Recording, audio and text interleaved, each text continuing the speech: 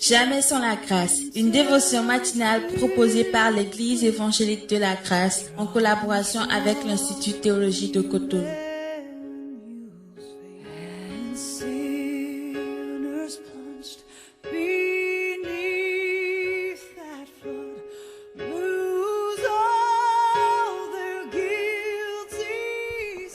Bonjour, chers amis, chers internautes. Grande est ma joie de vous savoir nombreux encore ce matin sur vos téléphones, vos ordinateurs et vous suivez cette dévotion. Que le Seigneur vous fasse du bien. Et j'aimerais vraiment remercier encore une fois tous ceux qui nous font confiance pour tout ce que nous vous proposons, les cours à l'Institut. Hier, ça a été, nous avions fait notre rentrée et pour dans le compte de ce semestre 2021B, nous proposons un cours sur la théologie systématique. C'est bien d'organiser la doctrine dans nos cœurs, dans nos pensées.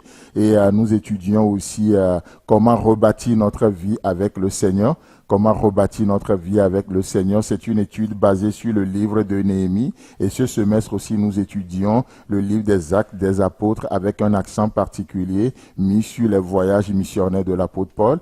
Et le quatrième, qui est le dernier cours, c'est le cours sur les grandes doctrines chrétiennes de base, un cours un peu similaire au cours sur la théologie systématique, mais avec une nuance. Alors, chers frères et sœurs, chers amis, chers internautes, n'oubliez pas, nous sommes là pour vous. Amen. Alors, ce matin, nous continuons avec notre passage, Ruth, chapitre 2, le verset 8.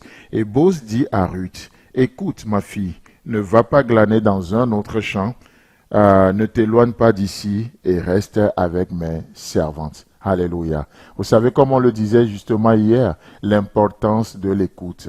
L'importance de l'écoute. Celui qui nous parle, nous le connaissons, nous savons ses intentions nous concernant et qu'est-ce qui se passe? Ça doit nous mettre en confiance aujourd'hui.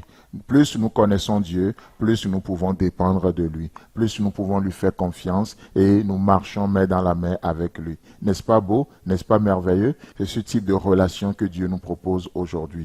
Alors, notre manière d'écouter, comme on le disait hier, écouter, ça n'a rien à voir avec entendre. On peut entendre et ne pas du tout écouter, mais ça fait appel à notre obéissance. Et vous savez, c'est pourquoi Jésus-Christ va parler à ses disciples, il va leur dire deux choses dans les évangiles.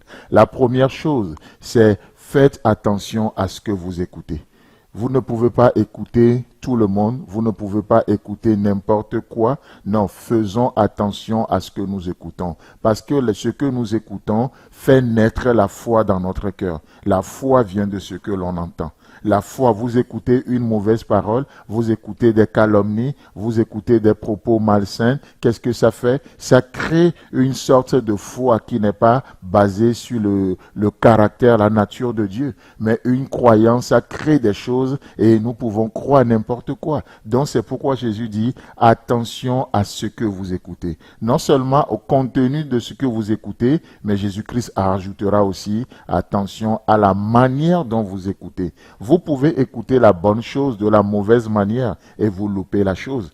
Donc, si ce que nous écoutons est important, la manière dont nous sommes appelés aussi à écouter les choses est très déterminante. C'est comme votre manière d'écouter ce matin. Vous pouvez écouter avec distraction et vous ratez des parties très intéressantes, très importantes de cette dévotion, ou vous pouvez laisser tomber tout, vous vous concentrez pendant ces quelques 5 minutes et vous allez jusqu'au bout pour tirer le meilleur profit de ce temps de dévotion matinale. Attention à la manière dont nous écoutons. Alléluia. Et là, je me refais encore ce complément avec ce passage qu'on voyait hier dans Psaume 81, le verset 15. Alors que dans le verset 14, Dieu dit, si mon peuple m'écoutait, si Israël marchait dans mes voies, en un instant, je confondrai leurs ennemis, je tournerai ma main contre leurs adversaires. Vous savez, si mon peuple m'écoutait, Dieu est capable d'agir ce matin. Oh, parfois nous regardons l'adversité, nous regardons nos ennemis, et nous disons, mais qu'est-ce qui va se passer alors que vous avez un Goliath qui est devant vous, peut-être ce matin, alors que vous avez une mer rouge qui est devant vous, vous ne savez pas à quel sein se vouer. Et on se dit, mais comment ça va se faire? Qu'est-ce que je vais faire? Qu'est-ce que je vais devenir? Et on panique, on a tellement peur. Mais Jésus-Christ nous dit ce matin, oh, mon fils, ma fille, si seulement tu pouvais m'écouter, si seulement tu pouvais marcher dans mes voies, en un instant, Ce matin, je dresserai devant toi une table en face de tes adversaires. Jésus-Christ n'a pas peur de nos adversaires. Jésus-Christ n'a pas peur de ce qui nous fait peur. Jésus-Christ, qu'est-ce qu'il fait? Comme David le dit, je dresse devant toi une table en face de tes adversaires et tes adversaires verront la délivrance et ils sauront que tu as un Dieu. Amen. Ils le verront et ils sauront que tu as un Dieu. Comme Nebuchadnezzar, il a vu et il savait que les Juifs ont un Dieu. Comme Pharaon, il a vu et il savait qu'ils ont un Dieu. Sauf qu'il est déjà englouti dans la mer. Alléluia, je prie que ça soit ton partage ce matin, que cette expérience soit la tienne ce matin, chers frères et sœurs.